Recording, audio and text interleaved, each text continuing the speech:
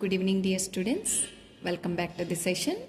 Today in this session, I am going to explain you about the concept of decision making and decision making process. Earlier in the last class, we have seen the concept of planning and planning process. In the same way, here in this session, we are going to look into the definition of decision making and then the decision making process. Now let us look into the definition. The definition of decision making. Decision is the process of selecting the best alternative out of or among all the alternatives as per the need and capacity. Here there is a condition. Decision is a process of selecting the best alternative, I said. You are selecting the best alternative among all the available alternatives. But there is a condition. What is that condition? The selection should be the best alternative, but as per the need and capability. You should first take the consideration of your need. You should not go for unnecessary. And you should not go for the alternative which cannot satisfy your need. Also, it should not cross the limitation. If your capability is to invest 10,000 rupees, it is your capacity, but the alternative costs 12,000 rupees, 2,000 rupees excessive. So, it is not a good choice. When your capability is just 10,000 rupees, you should search for the best alternative within 10,000. Then it is called as decision. I repeat it once again.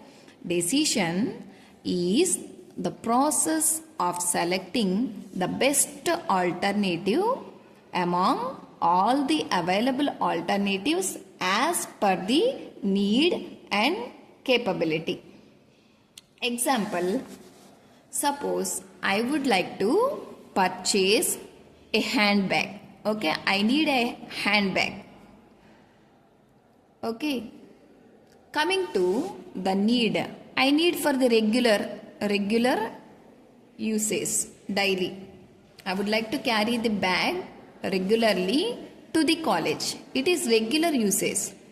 And I would like to purchase the bag of worth 500. I would like to purchase the bag with a cost of 500.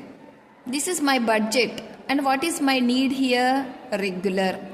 Also, what is the product I would like to purchase? A handbag. Now, there are number of alternatives. For suppose, green color, pink color, black color, red color, yellow color, etc. Color wise. And coming to the cost orientation, 500, 400, 300, 600, even 800. Suppose. And also material wise. Material, for suppose if you have taken rayon material, normal, synthetic plast, synthetic leather, okay, semi leather, PU material, etc. Now if you have seen, there are number of alternatives, number of choices are there. What did I say? It is for the regular uses. For the regular uses, when you are using it regularly, the color should not be light color.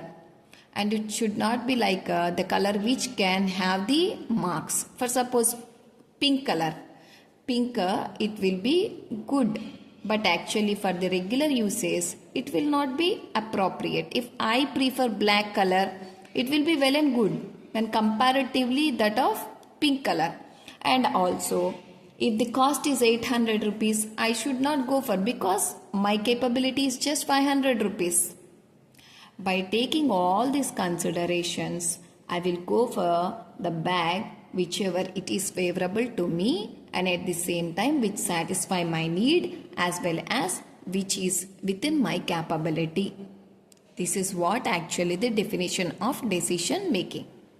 Now, Let us look into the decision making process. Same definition only we are going to explain in step by step, that is called as decision making process. Now let us look into the decision making process. There are totally 6 steps. Okay. What are those? First, identify the need. First, identify what is your need, what is your capability. Right. Suppose I will give you one example. What is that example? I would like to purchase mobile phone.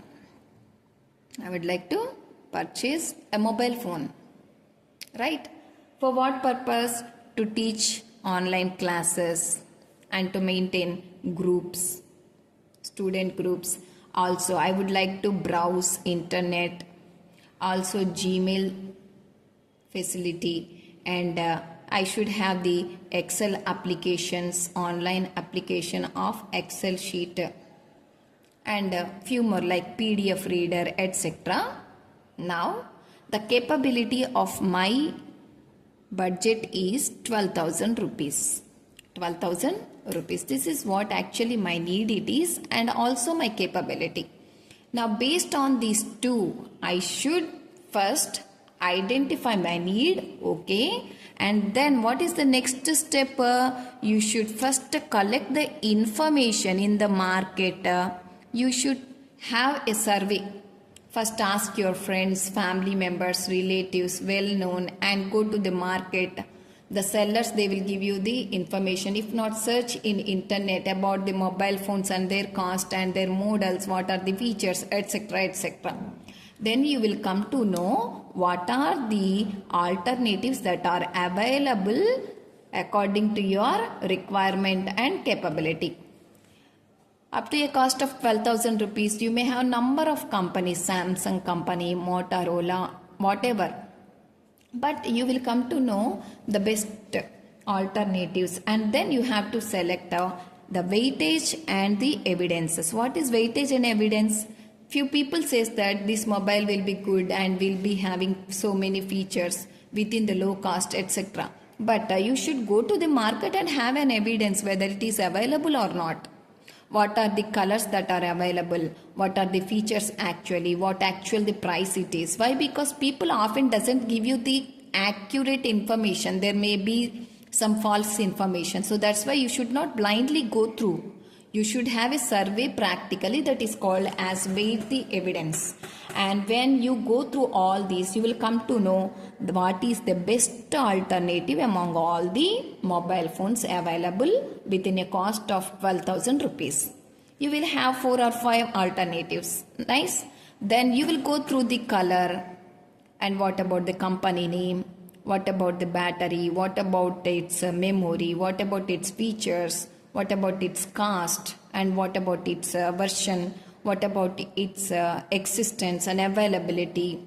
Number of things you will think about, and finally you are going to purchase a mobile phone which it is reasonable within 12,000 rupees range and also meeting all your requirements. That is called as selection. When you select the last alternative, then it is called your decision. After you purchase the mobile, you will evaluate after 1 year or 2 years, you will evaluate whether the mobile phone is really working well or not, whether it is satisfactory or not, whether it is suggestible to others or not. You will come to know all the positive shades as well as the negative shades. Right? There is no guarantee that all the decisions that you are going to take are completely well and good. In the life, we will be having our decisions, but all the decisions may not be correct. So that's why whenever you take a decision, you should first follow all these steps and make a good decision, whether it might be your personal life or professional life. Every concept of management, it directly or indirectly gives you a message where you should be very cautious in your life. I hope this concept is helpful to you all. Keep following. Thanks for spending your valuable time. Have a nice day.